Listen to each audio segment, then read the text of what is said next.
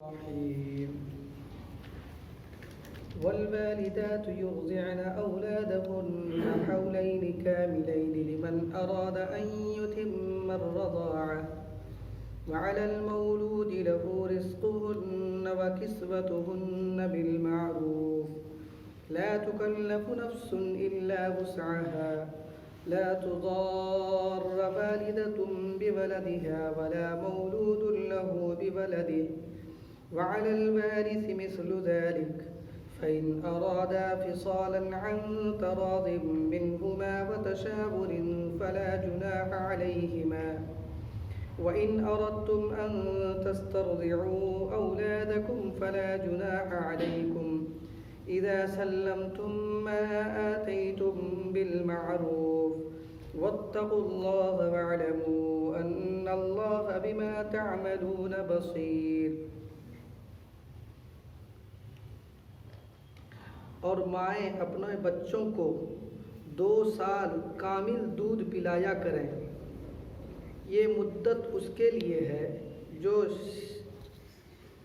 شیر خارگی کی تکمیل کرنا چاہے اور جس کا بچہ ہے یعنی باپ اس کے ذمے ہے ان ماؤں کا کھانا اور کپڑا قاعدے کے موافق. کسی شخص کو حکم نہیں دیا جاتا مگر اس کی برداشت کے مطابق. کسی ماں کو تکلیف نہ پہنچانا چاہیے اس کے بچے کی وجہ سے اور نہ کسی باپ کو تکلیف دینی چاہیے اس کے بچے کی وجہ سے. اور مثل اس کے یعنی طریقے مذکور کے اس کے ذمہ ہے جو وارث ہو. پھر اگر دونوں دودھ چھڑانا چاہیں اپنی رضامندی اور مشورے سے تو دونوں پر کسی قسم کا گناہ نہیں. اور اگر تم لوگ اپنے بچوں کو کسی اور انا کا دودھ پلوانا چاہو تب بھی تم پر کوئی گناہ نہیں، جبکہ ان کے حوالے کر دو جو کچھ ان کو دینا ہے قاعدے کے موافق. اور حق تعالیٰ سے ڈرتے رہو اور یقین رکھو کہ اللہ تعالیٰ تمہارے کیے ہوئے کاموں کو خوب دیکھ رہے ہیں. یہ سورہ بقرہ کی آیت نمبر 233 ہے. اس آیت کے اندر اللہ تبارک و تعالیٰ نے رضاعت یعنی بچے کو دودھ پلانے کے احکام بیان فرمائے. اس آیت کے اندر اللہ تبارک و تعالیٰ نے رضاعت یعنی بچے کو دودھ پلانے کے احکام بیان فرمائے ہیں. سب سے پہلا حکم یہ بیان فرمایا والوالدات یرضعن اولادهن حولین کاملین لمن اراد ان یتم الرضاعہ کہ مائیں اپنے بچوں کو 2 سال مکمل دودھ پلایا کریں. اس سے سمجھ میں آتا ہے کہ ماں پر بچے کو دودھ پلانا دیانتاً واجب ہے. ماں پر بچے کو دودھ پلانا دیانتاً واجب ہے. دیانتاً واجب ہونے کا مطلب یہ ہوا کہ اگر وہ بغیر کسی وجہ کے بغیر کسی مجبوری کے محض ناراضگی کی وجہ سے اگر بچے کو دودھ نہیں پلاتی ہے تو ایسی صورت میں گناہ گار ہوگی. یہ ہے دیانتاً واجب ہونے کا مطلب. تو ماں پر بچے کو دودھ پلانا دیانتاً واجب ہے. مجبوری ہے تو اس کے حالات ابھی آگے آ رہے ہیں. اور یہ کب تک واجب ہے؟ 2 سال تک. حولین کاملین مکمل 2 سال. اس 2 سال کے بیچ میں جب تک کوئی مجبوری نہ ہو تو ماں کو چاہیے کہ 2 سال تک بچے کو کم سے کم دودھ پلائے.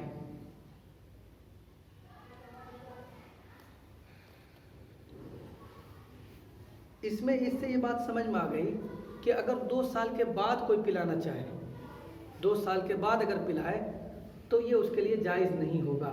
اور ایک دوسری آیت ہے وَحَمْلُهُ وَفِصَالُهُ 30 شَهْرًا کہ اس کے حمل کی مدت اور دودھ پلانے کی مدت 30 شہرا 30 مہینے ہیں یعنی 2.5 سال. تو اس آیت کی بنیاد پر حضرت امام ابو حنیفہ رحمۃ اللہ علیہ کے نزدیک 2.5 سال تک دودھ پلانا جائز ہے. تو 2.5 سال کے اندر دودھ پلانا چاہیے، اور 2.5 سال کے بعد دودھ پلانا بالاتفاق حرام ہے۔ بالاتفاق کا مطلب تمام ائمہ اربعہ کے نزدیک حرام ہے۔ تو ایک مسئلہ تو ہو گیا کہ ماں پر اگر کوئی مجبوری نہ ہو تو دودھ پلانا واجب ہے، اور بلا وجہ دودھ نہ پلانا یہ جو ہے اس کے لیے گناہ کا سبب ہوگا۔ دوسری بات یہ ہے کہ مدت رضاعت یعنی دودھ پلانے کی جو مدت ہے وہ 2 سال ہے۔ 2 سال کے بعد پلانا یہ گناہ کا سبب ہوگا۔ اور امام ابو حنیفہ رحمۃ اللہ علیہ کے حساب سے 2.5 سال، اگر 2.5 سال کے بعد پلایا دودھ بچے کو تو بالاتفاق حرام ہوگا۔ یہاں پر ایک مسئلہ چھوٹا سا سمجھنا ہے، تفصیلی مسئلہ تو آگے آئے گا سورہ نساء کے اندر، کہ دودھ پلانے کی وجہ سے بھی کچھ رشتے حرام ہوتے ہیں۔ دودھ پلانے کی وجہ سے بھی کچھ رشتے حرام ہوتے ہیں۔ تو اس کی کیا مدت ہے؟ اس کی بھی یہی مدت ہے کہ اس 2.5 سال کے اندر اگر دودھ پلایا گیا ہے تب جو ہے اس کا حکم یعنی حرمت ثابت ہوگی۔ مثال کے طور پر ایک خاتون نے اپنے بچے کے علاوہ کسی دوسرے بچے کو، بہن کا بچہ ہے یا نند کا بچہ ہے، جس کا بھی ہے، اس کو دودھ پلایا کسی خاتون نے، تو وہ بچہ اگر بڑا ہو جائے گا، جب بڑا ہوگا تو اس بچے کا نکاح اس دودھ پلانے والی ماں کے بچی سے نہیں ہو سکتا ہے۔ اور بھی بہت سارے احکام اس سے ثابت ہوتے ہیں جو بوقت ضرورت اس کو انشاءاللہ تفصیل کے ساتھ سورہ نساء کے اندر بیان کیا جائے گا۔ یہاں صرف یہ بتایا جا رہا ہے کہ یہی جو 2 سال 2.5 سال مدت ہے، اس 2.5 سال کے اندر دودھ پلانے سے یہ حکم ثابت ہوگا۔ 2.5 سال کے بعد اگر پلایا گیا ہے یا منہ میں چلا گیا کسی وجہ سے کسی طریقے سے بھی، تو ایسی صورت میں حرمت ثابت نہیں ہوگی۔ 2.5 سال کے اندر اگر دودھ پلایا گیا بچے کو تب اس سے حرمت ثابت ہوگی۔ ایک مسئلہ تو یہ ہو گیا۔ دوسرا مسئلہ اس میں ہے وَعَلَى الْمَوْلُودِ لَهُ رِزْقُهُنَّ وَكِسْوَتُهُنَّ بِالْمَعْرُوفِ کہ باپ کے ذمے دودھ پلانے والی ماں کا نفقہ یعنی خرچہ اور اسی طریقے سے اس کا کپڑا واجب ہے۔ یعنی دودھ پلا رہی ہے خود اپنی ماں، اس کی بچے کی اپنی ماں دودھ پلا رہی ہے تو اس کا خرچہ واجب ہے اس کے باپ کے ذمہ، بچے کے باپ کے ذمہ واجب ہے۔ اگر وہ خاتون اس کے نکاح میں ہے یعنی طلاق نہیں ہوئی ہے، دونوں میاں بیوی ہیں، اگر نکاح میں ہے یا طلاق دے دیا ہے عدت کے اندر ہے، تو نکاح میں ہے یا عدت کے اندر ہے تب تو دینا ہی ہے۔ اگر دودھ نہیں بھی پلاتی تب بھی اس کو خرچہ دینا تھا، اگر دودھ نہیں بھی پلاتی تب بھی وہ بحیثیت بیوی اس کا خرچہ اس کے شوہر پر واجب تھا۔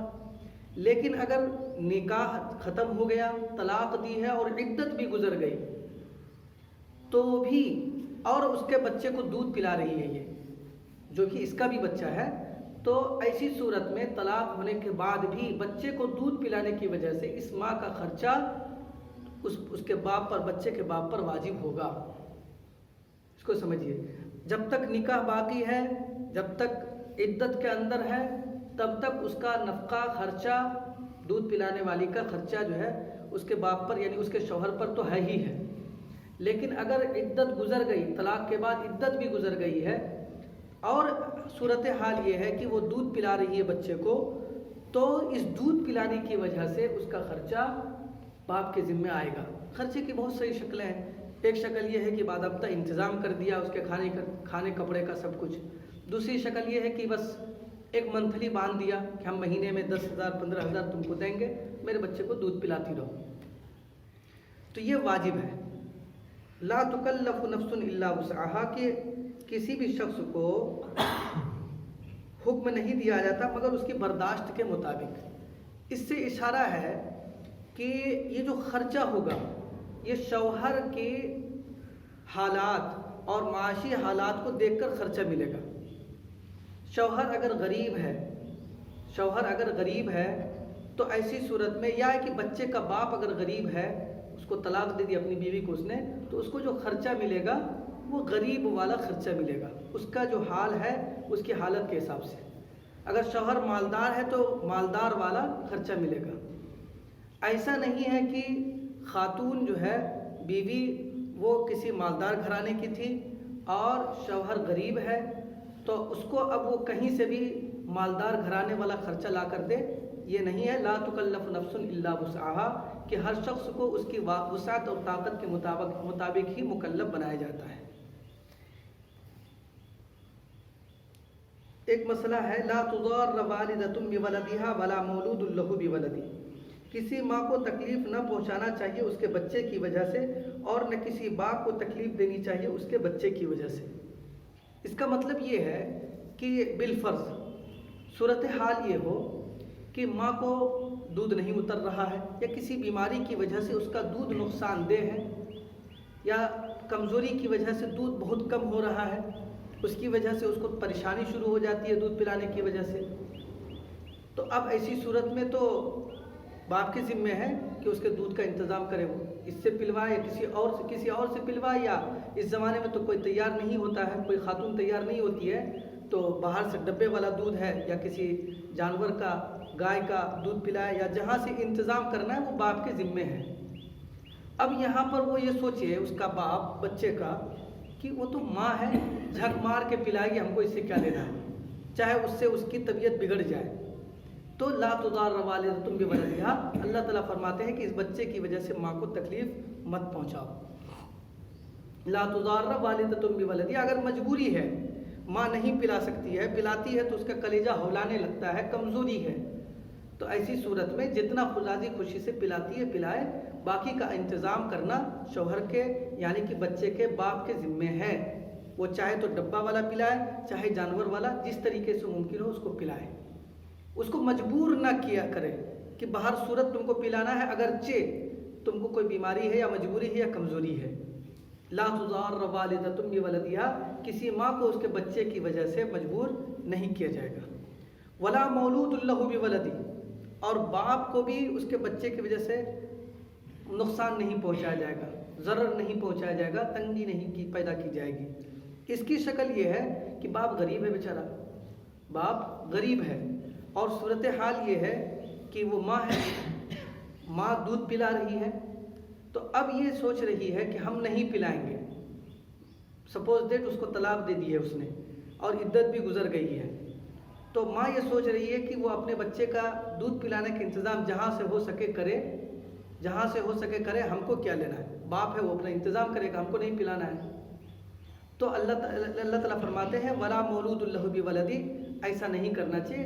جب اس کے پاس انتظام نہیں ہے اور ماں کو ماں دودھ پلا سکتی ہے, اس کو کوئی مجبوری بھی نہیں ہے, تو اس کو پلا دینا چاہیے. اجرت لینے کے لیے یا خرچہ کے لیے مجبور نہیں کرنا چاہیے, جبکہ شوہر خود غریب ہے. یہ مسئلہ تو ایک ہو گیا. یہیں پر ایک مسئلہ یہ سمجھیے کہ جب تک اگر کوئی خاتون اپنے شوہر کے نکاح میں ہے اور اسی کے بچے کا دودھ پلا رہی ہے, یعنی اپنے بیٹے کو دودھ پلا رہی ہے, اپنی بیٹی کو دودھ پلا رہی ہے, تو جب تک نکاح میں ہے تب تک اس سے دودھ پلانے کے نام پر 1 روپیہ کی بھی مطالبہ نہیں کر سکتی ہے. یہ سمجھیے, جب تک نکاح میں ہے یعنی میاں بیوی ہے دونوں اور بچہ ہوا ہے دونوں سے کوئی ایک, بیٹا یا بیٹی, اور اس کو دودھ پلا رہی ہے اس کی ماں, تو وہ اپنے شوہر سے یہ نہیں کہہ سکتی ہے کہ تمہارے بچے کو چونکہ دودھ پلا رہے ہیں اس لیے تم الگ سے اس کا خرچہ دو, یہ نہیں کر سکتے. ہاں نکاح موجود ہے, نکاح ہونے کی وجہ سے ہے نا, بیوی ہونے کی حیثیت سے جو اس کو خرچہ پہلے سے ملتا آ رہا ہے, جو کہ اس کے اسٹیٹس کے لحاظ سے بالکل موافق ہے, وہ خرچہ دے رہا ہے, وہی خرچہ کافی ہے. کہنا یہ ہے کہ بیوی ہونے کی حیثیت سے جو خرچہ اس کو مل رہا ہے جو کہ اس کے لیے کافی بھی ہے, تو وہی خرچہ چلے گا. دودھ پلانے کی وجہ سے الگ سے خرچہ مطالبہ نہیں کر سکتی ہے, یہ کہنا ہے. باقی یہ سب چیزیں جو قانون آتا ہے نا وہ اختلاف کے وقت آتا ہے. عام طور پر پیار محبت سے ساری باتیں ہو جاتی ہیں.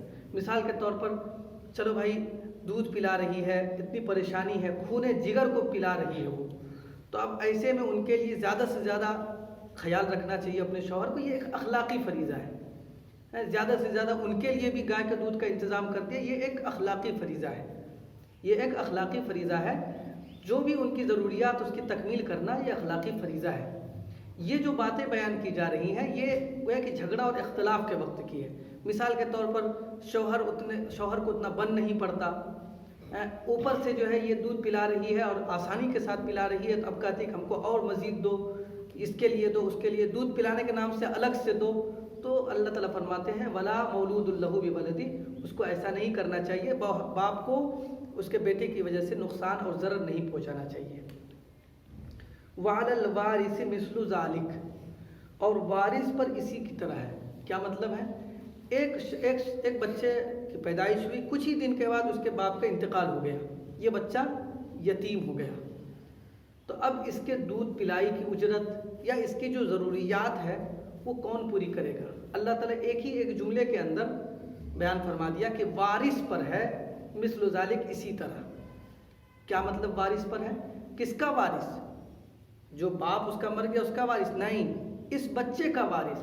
اس کو اس طرح سمجھیے کہ بالفرض سپوز دیٹ اگر یہ بچہ مر جائے، بڑا ہو کر ہی مر جائے، کوئی بھی شخص کا کسی بھی شخص کا انتقال ہو جائے، تو انتقال کے بعد اس کی جو وراثت ہے، وراثت جن لوگوں میں تقسیم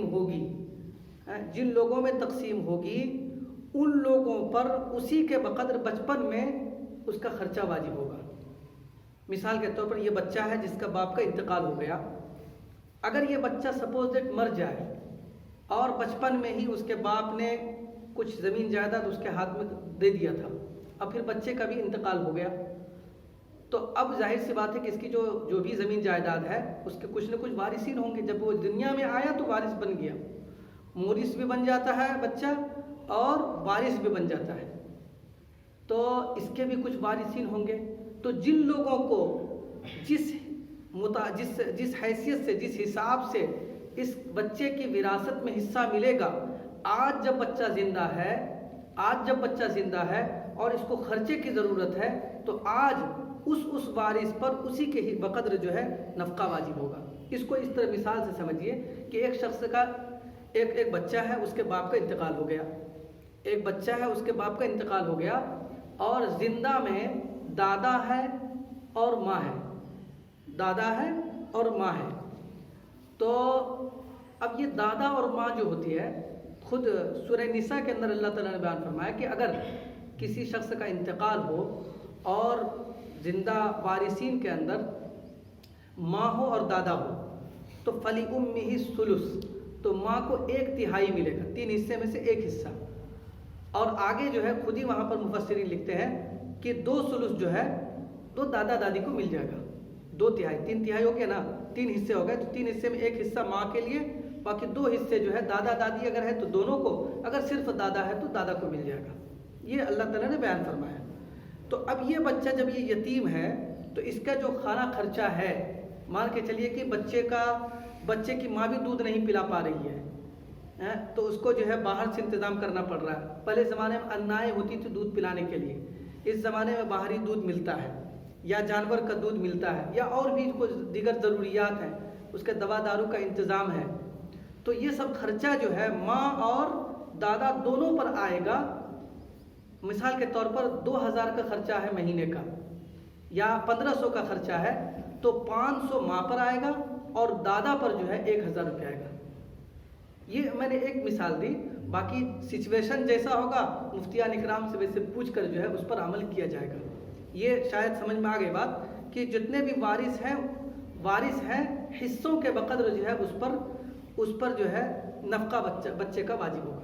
اور یہ بھی یاد رکھیے کہ یہ صرف اور صرف دودھ پلانے کے زمانے کے بھی خرچہ نہیں ہے، بلکہ کوئی بھی بچہ جب یتیم ہے، اس کا باپ نہیں ہے، تو اس کے دودھ پلانے کا زمانے کے بعد کا جو زمانہ ہے، بالغ ہونے تک کا زمانہ، بالغ ہونے کے بعد نہیں، بالغ ہونے تک کا، بالغ ہونے سے پہلے نابالغ بچے کا جو بھی کھانا خرچہ ہے، دودھ پلانے کے بعد کا زمانہ ہے، 4 سال 5 سال 6 سال 7 سال 8 سال 10 سال تک، 11 سال 12 سال میں بھی بالغ ہو جاتا ہے، 13 سال 14 سال، عام طور پر 15 سال میں ہوتا ہے۔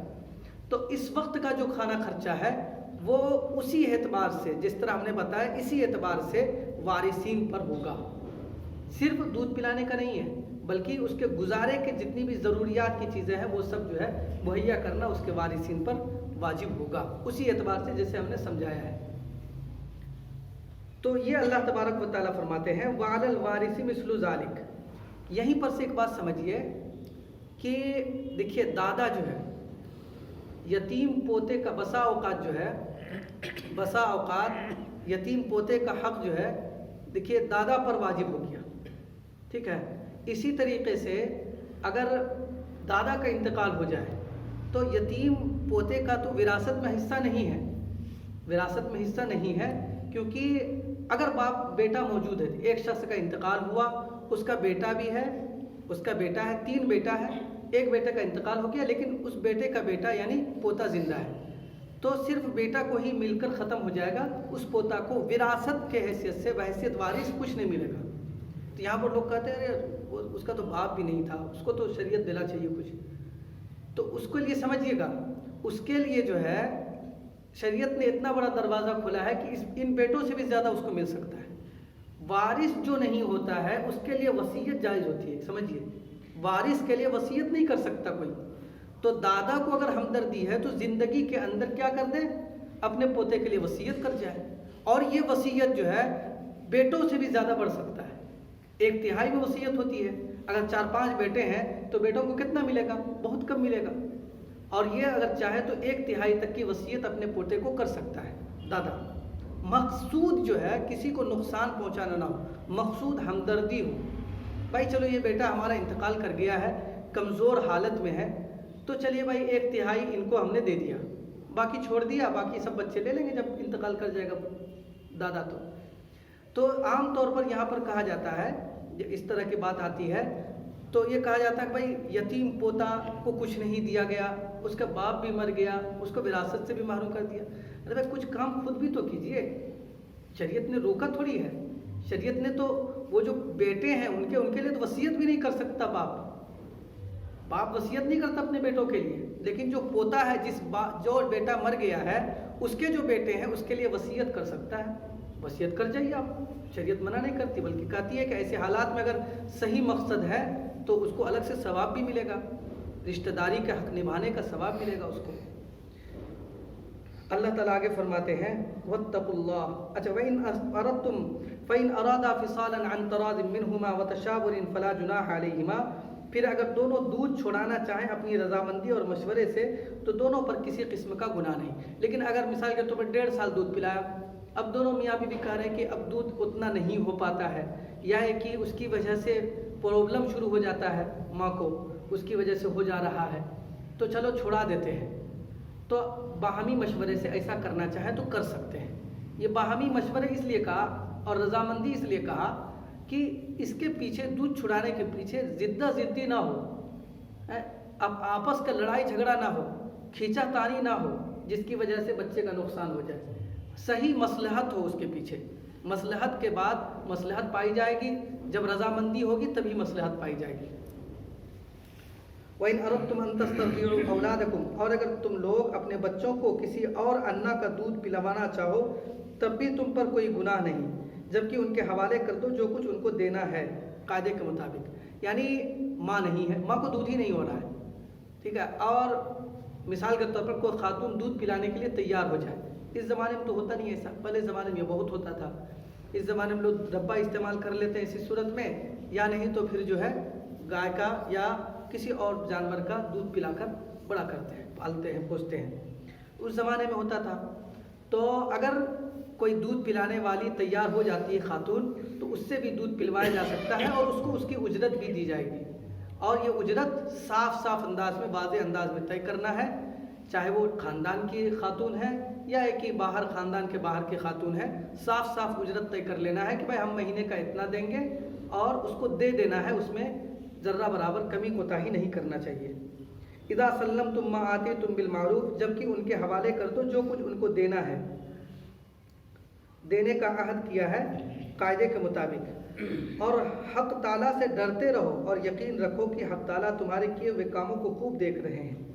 یہ دیکھیے اللہ تعالیٰ ایک قانون بیان کیا، جو ہم نے بیان کیا یہ سب قانون ہے، دنیاوی قانون، جو بھی جہاں کوئی اپنا کمپنی کے لیے قانون بناتا ہے، کوئی تنظیم ہوتی ہے اس کے لیے قانون بناتا ہے، کوئی ملک ہوتا ہے اس کے لیے قانون بناتا ہے، تو وہ ایک قانون ہوتا ہے، بس اس کے لیے نہ کرنے پر سزائیں ہوتی ہیں وغیرہ وغیرہ۔ اور اس میں یہ ہوتا ہے کہ کوئی دبنگ ہوگا تو وہ سزا سے بچ جائے گا، قانون کا النگھن بھی کرتا ہے اور سزا سے بھی پوری زندگی بچ جاتا ہے۔ لیکن اللہ تبارک و تعالیٰ جب قانون بیان کرتے ہیں تو اللہ کا ڈر اور قیامت کا ڈر، حساب و کتاب، تقوی، یہ سب کی تلقین کرتے ہیں۔ کیونکہ یہ چیزیں ایسی ہیں جو انسان کو بند کمرے میں بھی شریعت کے اور قانون شریعت کی خلاف ورزی کرنے سے روکتی ہیں۔ یہ چیزیں بند کمرے میں سرکاری قانون کا کون پالن کرے گا؟ شاید باید کوئی کرتا ہے، جہاں ملتا ہے وہیں پر گاڑی پارکنگ کر دیا، جہاں پر ڈھیلائی ہے وہاں جہاں ملتا ہے وہیں پارکنگ کر دیتا ہے، جہاں پر سختی ہے تو وہاں پر ٹھیک ٹھاک سے پالن کرتے لوگ۔ لیکن اگر خوف خدا کی وجہ سے کوئی قانون بنا ہے، اللہ تعالیٰ نے بیان کیا ہے، اور اگر کسی کے دل میں ذرہ برابر بھی خوف خدا ہے تو وہ جہاں بھی ہوگا اس کا پالن کرے گا۔ اسی لیے اللہ تبارک و تعالیٰ قانون بیان کرنے کے بعد خاص طور پر آخرت، یوم قیامت، خوف خدا، تقوی، اس سب کی تلقین کرتے ہیں، اور یہ بہت ہی مؤثر ہے کسی بھی قانون کو پالن کروانے کے لیے۔ اور یہ واقعہ ہے کہ جب ہم اللہ کے احکام کی پابندی کریں گے تو اللہ تبارک و تعالیٰ ہم سب کے لیے اس دنیا میں بھی بھلائی نصیب کریں گے اور کل قیامت کے روز بھی نصیب کریں گے۔ آج جو ہے بہت ساری پوری دنیا کی تنظیمیں ہیں، یونیسیف کے نام سے ایک تنظیم ہے جو بچوں کے حقوق کی دیکھ ریکھ کرنے کا دعویٰ کرتی ہے، لیکن ہمارے ماشاءاللہ ہمارا جو اسلام ہے وہ مکمل ضابطۂ حیات رکھتا ہے۔ پوری زندگی، چاہے وہ چھوٹا ہو، بچہ ہو، بوڑھا ہو، مرد ہو، عورت ہو، غریب ہو، امیر ہو، کالا ہو، گورا، ہر ایک کے لیے احکام مکمل طور پر رکھتا ہے۔ اگر ایک مسلمان ان احکام کی پابندی کرتا ہے تو اس کو کسی تنظیم کی یا کسی اس طرح کے مشورے کی کوئی ضرورت نہیں ہے۔ دوسری بہت سارے دھرم جو ہیں ان میں آپ کو چند ایک زیادہ سے زیادہ جو ہے پوجا پاٹ، عبادت کے کچھ اصول مل جائیں گے، باقی زندگی گزارنے کے اصول آپ کو نہیں مل سکتے ہیں۔ وہ اسلام ہی ہے جس کی خصوصیت یہ ہے کہ کوئی بھی مسئلہ لے کے آئیے تو آپ کو کوئی نہ کوئی یا تو ڈائریکٹ آپ کو حکم مل جائے گا قرآن میں یا حدیث میں، یا نہیں تو کچھ ایسے اصول مل جائیں گے جس سے کہ اس کا حکم معلوم ہو جاتا ہے۔ اور یہ اس وجہ سے ہے کہ یہ دین جو ہے یہ قیامت تک کے لیے آیا ہے، اور قیامت تک کے آنے والے لوگوں کے لیے رہنمائی اور ہدایت کا ذریعہ ہے۔ اللہ تبارک و تعالی ہم سب کو قرآن کی صحیح سمجھ اور اس پر عمل کرنے کی توفیق عطا فرمائے۔ وآخر دعوانا الحمدللہ رب العالمین۔ سبحان اللہ وبحمدہ، سبحانک اللہم وبحمدک، نشہد ان لا الہ الا انت، نستغفرک ونتوب الیک۔ سبحان ربک رب العزة عما یصفون، وسلام علی المرسلین، والحمد للہ رب العالمین۔